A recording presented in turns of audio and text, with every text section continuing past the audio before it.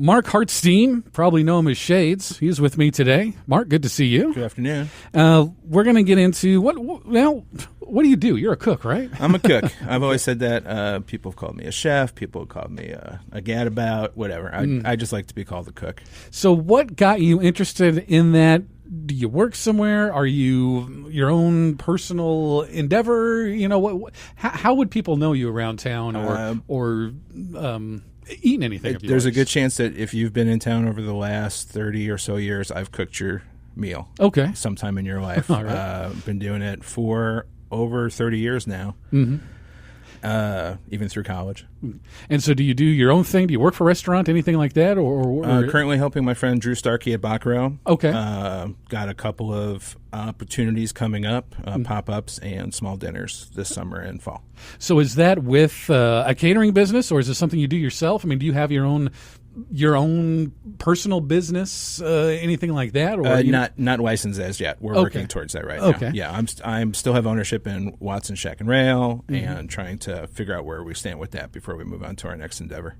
And so, I guess what kind of ingredients do you use? Are you a kind of a local chef? You're not using stuff sourced from Maine or something like that.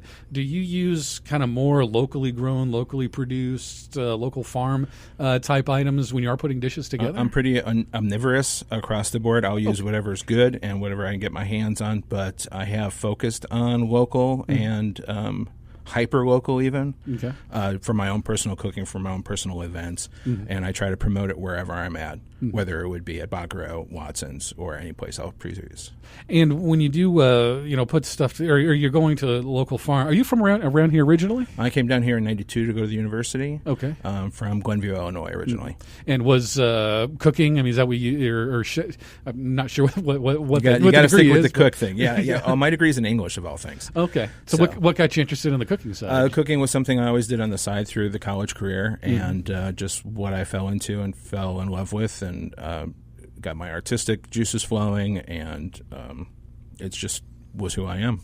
Did you study or apprentice under anybody, or did you have a mentor or anything when you were focusing more on the cooking? No, I'm pretty self-taught. Okay. It's that autodidact phenomenon that's a little bit rare these days. So all the faults and curses of that come into play, but I think I've done a good job over the last 30 years of learning my craft. Well, yeah, people still want you around and still want do people contact you if they have an event going on? Do they contact you and say, hey, we got this going on, can you put a menu together for us? Yeah, I've gotten some responses. I think I've got a word out there right now, and I appreciate hearing from people, and I really appreciate talking to people, and not so much about what I can do for them, but just being a sounding board to situations that are going on around town in the food community. I've had a couple people recently come up to me and start discussions that I've been proud to be a part of, but it's personally been shocking to me. Maybe it just comes with age that now I'm got the gray beard and people think I have an insight, but all I have is keep pressing on and doing what you can do. What makes you unique as far as other people around? What makes you stand out? Good question. I would think my focus on hyper-local seasonality, and those are some big words, but I like the here and now. Like, I won't be making anything with asparagus right now. I just started eating tomatoes. I do foraging, both urban and wild. And I do my own, as much crafting as I possibly can, which includes fermentations and preservings. Talking with Mark Hartstein, probably know him as Shades. Is it okay to call you just a chef here in town? Is that an okay term? Go ahead. Okay. Go ahead. I'm a cook here in town. I've been cooking in town for since '92. So it's been 28 years I've been in town. 26 years. The math. I'm not an English degree, not a math degree. That's all right. So we did touch on it. Seasonally, you're not doing asparagus right now. They're not in season. What's in season right now that you are using? It's the height of summer, so big fruit season. Stone fruit is rolling in. Corn, tomatoes, chilies, beans, melons just are out. It's the best time of the year. The abundance is overwhelming. And do you think that some of you talk about using local and hyper local stuff? Some of the stores, we don't find that a lot. Is there anything that I don't know if you sometimes you say people pick your brain or just get some insight? any way that some stores can be looking at using more locally produced goods? I think there's been a definite increase in the amount of local goods being promoted by our local food chain, if you will. I've been very impressed these last couple of years, and I credit the work of our local farmers and the Land Connection and other community groups. It's just keep an ear out for it. Try to figure out what your audience is looking for, and listen to that audience that is looking for more local. This series that we're doing with the Land Connection, we've been talking with a lot of local farmers, creameries, local producers. What do you see as, or maybe advice for those local farmers to get themselves in more restaurants or in more stores? What could they do themselves? You got to keep your communication open. You got to be good about communication. You got to be very organized, and you can't. If the ball drops, the ball's dropped for the season. Those are like the big barriers to working with a business. There's a certain amount of forgiveness on both sides, but if you can't keep your business end in order, you will not make it in the market. Do you talk? I mean, we've seen. I myself would say maybe in the last decade or maybe a little less, we've seen a lot of more local.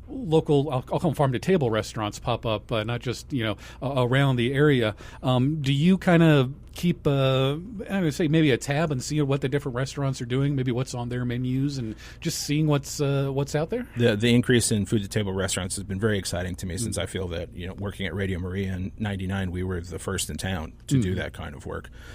Do I feel the trend is kind of faltering in some ways at this point? It's more of a marketing tool than an actual happenstance, and I worry about the credibility of a lot of those places. But on the flip side, everybody is trying, and I can't fault anybody in particular, but I think everybody is trying their best to incorporate local products into their menus at a price point that needs to be hit too. There are certain business requirements that makes it difficult to present an entirely local menu, let alone incorporating some into your menu. We talked about you use whatever is available to you, the best that's available to you at that time. Do you ever have any aspirations about maybe starting your own farm a little bit, so you can have those ingredients at hand when you want them? I'll leave that to the experts. Okay, good.